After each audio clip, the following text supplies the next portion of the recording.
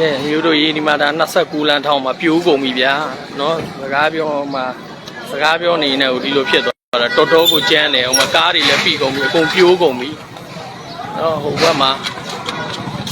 အခြေအနေကတိတ်မကောင်းဘူးအိမ်ထဲကနေထွက်ရင်လည်းထွက်ထားဖို့တော့လူတယ်တင်တယ်အောက်တစ်ချိန်များလာရင်အိုးအောက်မှာလူတွေလည်းပြီးတယ်လို့ပြောတယ်နော်အခြေအနေကတော့မကောင်းဘူးဒါ29လမ်းအခုဟိုမှာ81လမ်းထောင်မှာပေါ့နော်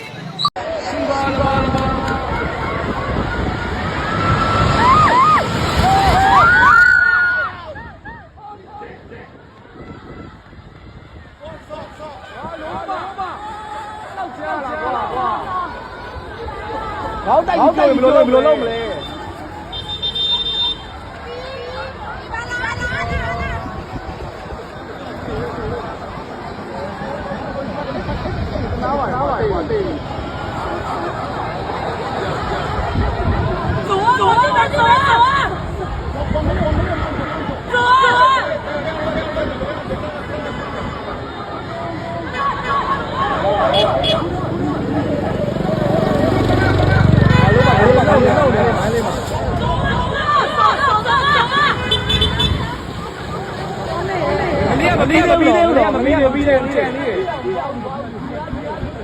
ဒီနေ့ကောင်းတယ်တောင်းတယ်လွတ်တယ်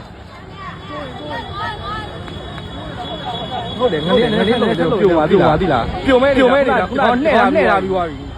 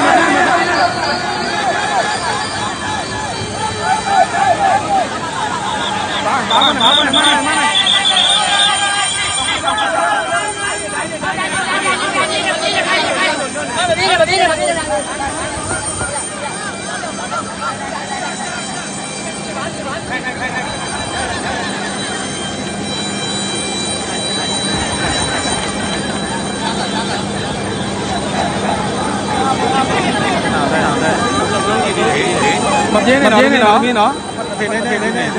ဘာမှပြဖို့မအလို့ကြီး